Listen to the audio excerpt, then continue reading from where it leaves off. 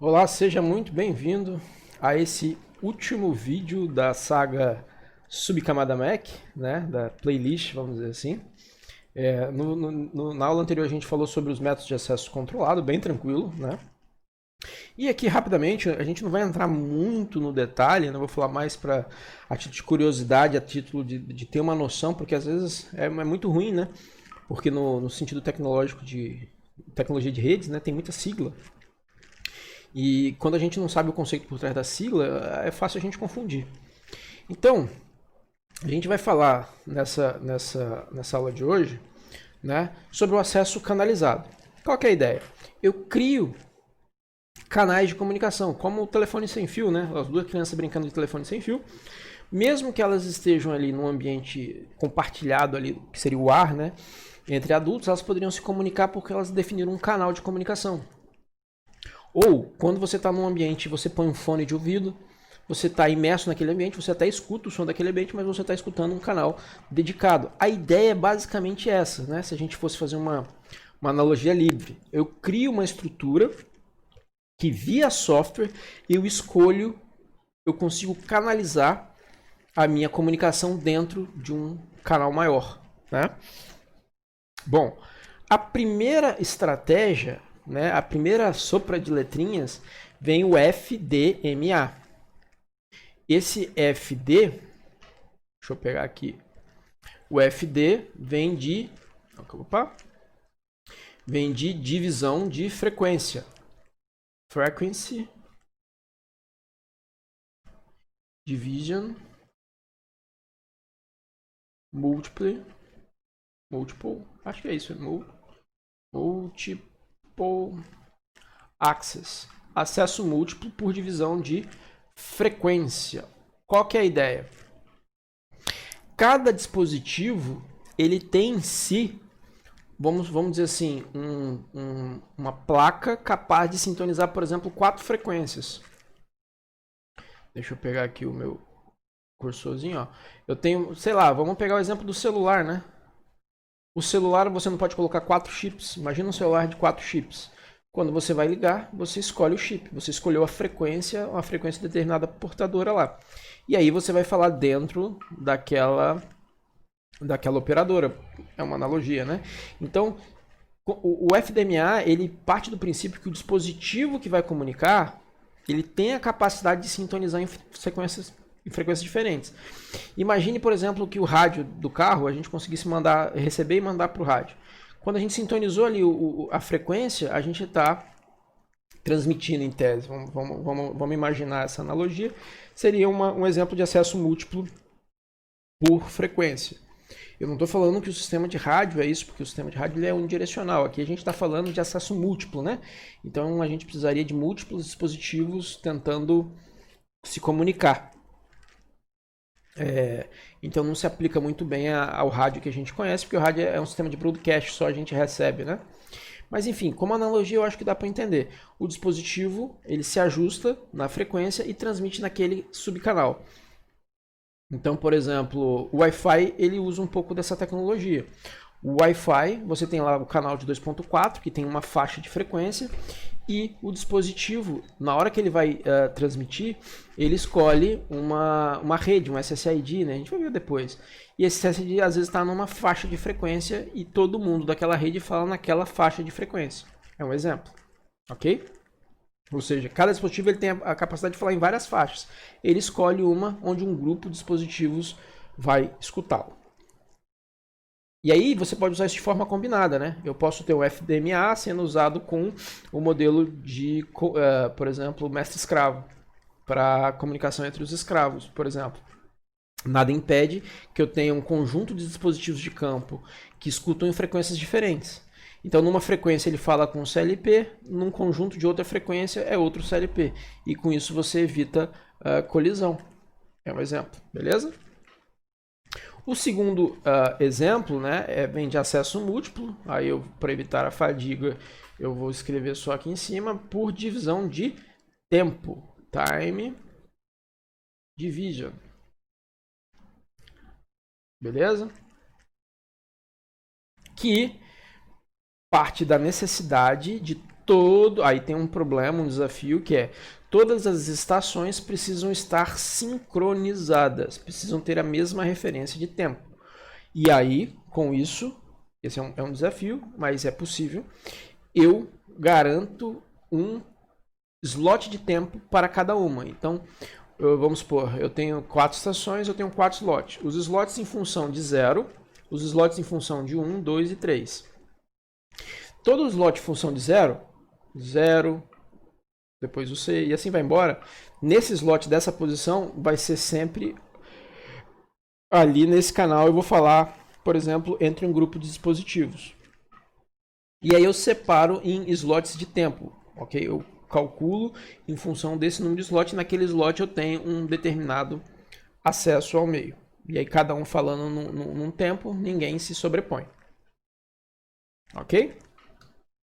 Por fim, o mais complexo, e essas tecnologias são muito associadas à rede celular, né? Mas a gente vai ver que também o Bluetooth utiliza, que é o CDMA, que é o acesso múltiplo por divisão de código.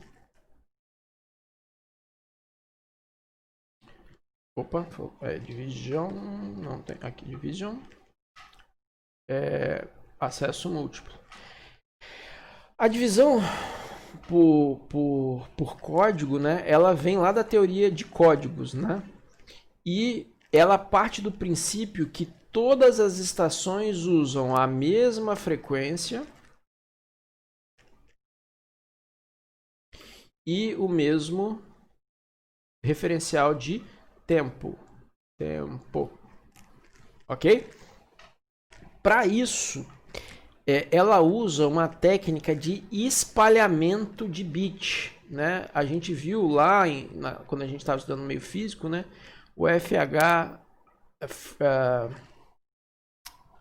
a gente tinha o FHSS, que saltava as frequências, e o DSS, né? O espalhamento direto. Ela faz uma espécie de espalhamento de espectro. Vou explicar o que é isso já já. Quando eu espalho o espectro, quer dizer que para transmitir isso aqui implica numa menor... Aqui é um N, tá? Eu não sou tão analfabeto assim. Menor taxa de bit.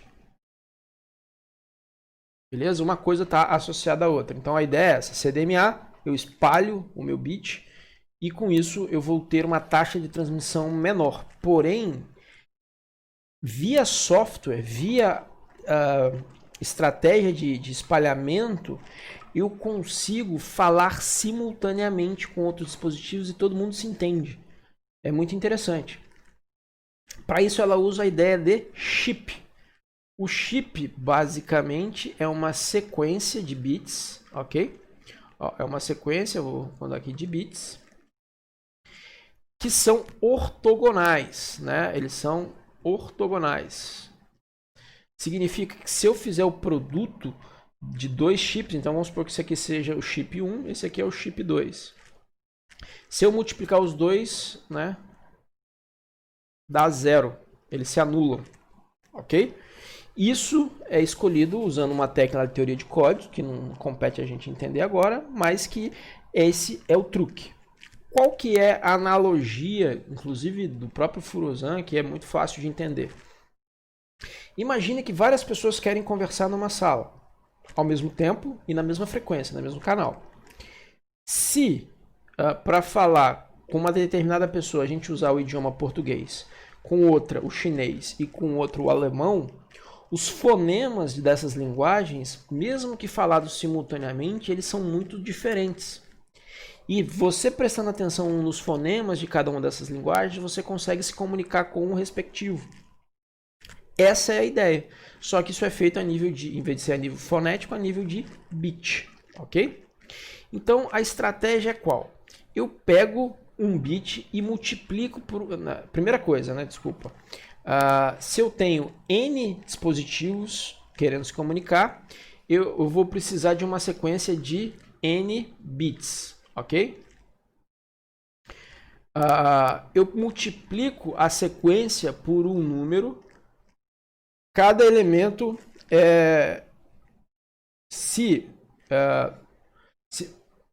acho que o texto aqui ficou meio ruim, né? Cada sequência tem n elementos e n é o número de estações. Ou seja, se eu tenho quatro dispositivos, eu vou ter um chip, né? Isso aqui quer dizer que eu vou ter um chip, por exemplo, com 4 números. Por exemplo, isso aqui seria um chip para 4 dispositivos compartilhando o barramento. Se multiplicar a sequência por um número, cada elemento da sequência é multiplicado. Ou seja, se eu pegar essa sequência aqui, vamos falar o número 3. E se eu multiplicar por essa sequência aqui, ó, por C1, vou chamar isso aqui de C1, vezes C1, o resultado vai ser 0, 3, 0, 3. Beleza? Se eu multiplicar duas sequências distintas, o resultado é 0, como eu falei. Se eu pegar o C1 e multiplicar por C2, tem que dar 0, porque C1 é ortogonal a C2. Beleza? E se eu multiplicar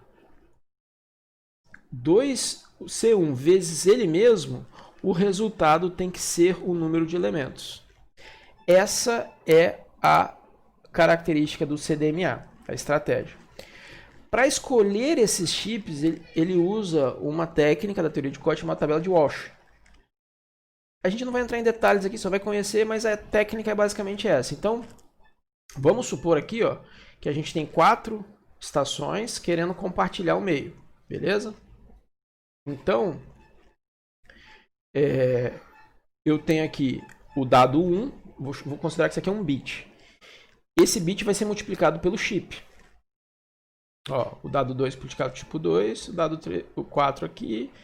E aí, o sinal resultante no meio é o somatório desses sinais, né? Desses dados vezes chip.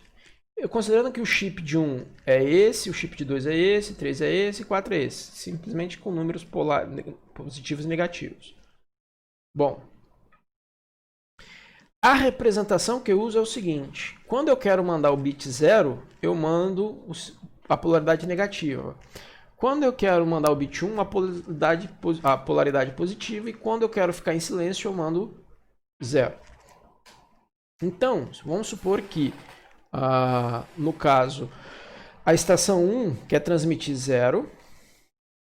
A estação 2 quer transmitir 0. A estação 3 quer transmitir o bit 1.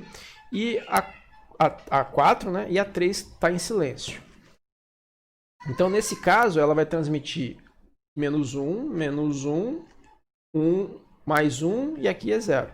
Beleza? E esse número a gente multiplica pelo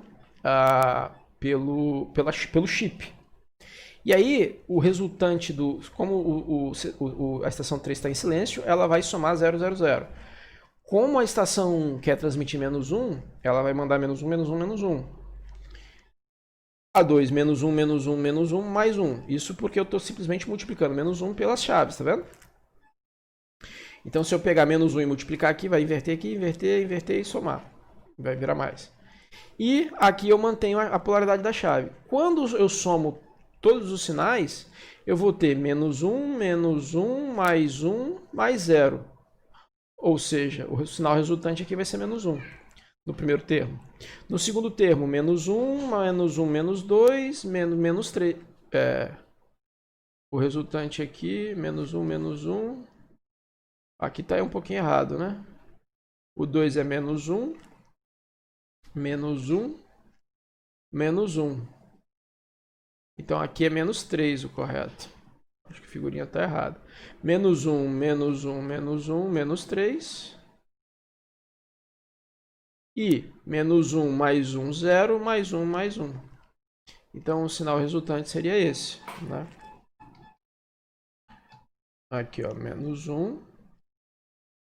Por que ele botou mais 3? Talvez a figurinha não esteja correta, né? Porque menos 1 ele inverteu, né? Inverteu. Aqui inverteu, menos 1, menos 1. E aqui ele não inverteu, a chave é negativa, vai dar menos 1. Então é menos 3 mesmo, aqui tá certo. A chave vai ser menos 3 e mais 1. Essa seria a sequência de dados transmitidos. Então, considerando, vamos abstrair esse detalhezinho do exemplo, mas se a gente fosse olhar a nível de energia, a gente teria isso. O sinal resultante, né, considerando aquela variação, seria esse. E aí, qual que é a ideia? Quando você quer isolar, por exemplo, só o código de 2, você vai fazer a multiplicação, somar os sinais, e o sinal vai dar 4. Né? E aí, 4 dividido por 4, você pega que o sinal deu menos 1. Deixa eu ver se tem um exemplo aqui, senão eu faço. Bom, se eu pegar, por exemplo, esse sinal, né? Opa, cadê meu cursor? Deixa eu pegar aqui uma corzinha melhor. Eu quero, por exemplo, esse aqui é o sinal que está lá no meio físico, beleza? Então, o sinal que está lá, eu vou considerar esse exemplo, vamos abstrair aquele exemplo da figurinha, a gente viu que é só um detalhe. Mas aí no meio físico, no canal, esse aqui é o meio físico, ó, a gente foi lá e identificou menos 1, menos 3 e mais 1. Aí, esse é o sinal resultante, mas eu quero ouvir o que o 2 transmitiu. Bom, o 2, se a gente voltar, ó, a chave dele era mais, menos 1. Né? O código... tá diferente o código aqui. Tudo bem, vamos considerar que a estação 2, o chip dela é mais 1, menos 1, mais 1, menos 1. Beleza? Uma vírgulazinha aqui. Quando a gente multiplicar, né, o que vai acontecer?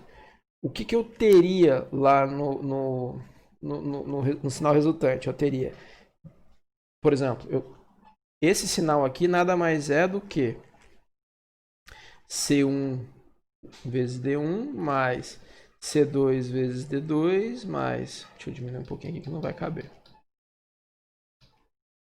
Vamos lá de novo. C1 vezes D1 mais C2 vezes D2 mais C3 vezes D3 mais C4 vezes D4. Isso aqui seria o sinal resultante. Se eu quero saber o que, por exemplo, o C2 transmitiu, eu pego isso aqui, que é o sinal resultante, e multiplico pelo chip do 2. Então, se eu pegar e multiplicar, eu vou ter C1, C2, D1, mais C2, C2, D2, mais C2, C3, D3, mais C2, C4, D4. Pela propriedade que a gente tem dos chips, a multiplicação deles, eles são ortogonais, isso aqui dá 0, isso aqui dá 0, isso aqui dá 0. Logo, o resultado aqui vai ter que ser 4D2. E com isso, você consegue isolar só o que o 2 falou, né? Então, se eu pegar o sinal resultante aqui, vamos tentar fazer esse exemplo. Vamos multiplicar termo a termo. A chave do 2, então, vai dar... Se eu multiplicar essa chave aqui, né, pelo dado, o que vai acontecer? Vamos ver o quanto que dá aqui, ó. Vai ser menos 1 vezes menos 1 vezes mais 1, vai dar menos 1. Menos 1 vezes menos 1, vai dar mais 1. Menos 3 vezes mais 3, vezes 1, vai dar menos 3. E mais 1 vezes menos 1, menos 1. Se você somar, mais 1 menos 1 dá 0, isso aqui vai dar menos 4. Menos 4 dividido por 4, que é o número de estações, eu tenho menos 1, que foi o que o 2 transmitiu. Ok? Olha lá. Beleza? Qual que é o detalhe aqui? O detalhe aí é você observar que você tem um espalhamento. Um bit... Opa, deixa eu trocar aqui o... Um bit... Ó, virou 4. Então a gente tem 1 para 4 aqui, ó. Então, quanto mais estações eu tiver compartilhando no meio, maior vai ser a necessidade de espalhamento e menor vai ser a taxa de transmissão, ok? Essa é um trade-off do CDMA, né? Porque você não consegue crescer a taxa de transmissão, né? A largura de banda, porque o espalhamento do bit, ou seja, um bit virou 4. Se eu tivesse 8 dispositivos, um viraria 8. E aí você diminui muito a taxa de transmissão, ok? Agora, para gerar os chips com aquela propriedade que a gente viu, a tabela de Walsh, ela tem essa propriedade.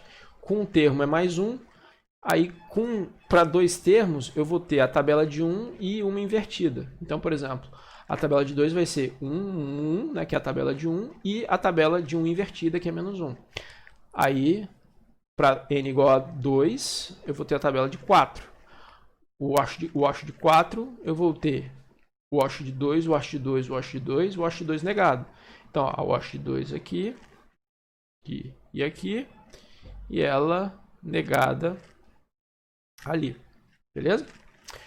Então é isso. Com isso, eu consigo falar simultaneamente. Por exemplo, isso é utilizado como a gente viu na aula, eu acho que foi nesse vídeo, né? Como o CSMA está para 802.15.4, o CDMA está para o 802.15.1, que é o padrão basicamente da camada MAC. Esse padrão aqui define a camada MAC e a camada física do Bluetooth, né? O famoso Bluetooth.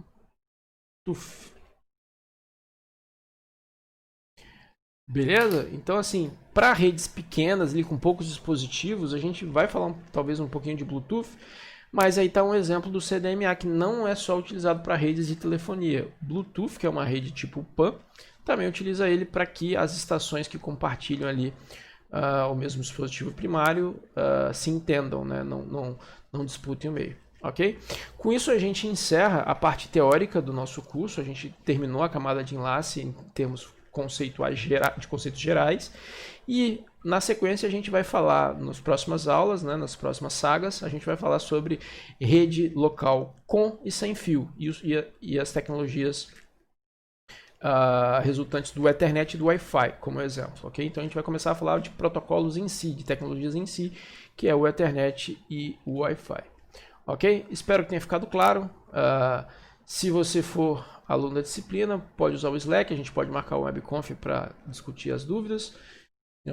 E se você estiver assistindo esse vídeo no YouTube, pode deixar o comentário se ficou alguma pendência ou algum detalhe para trás. Agradeço pela atenção e um abraço.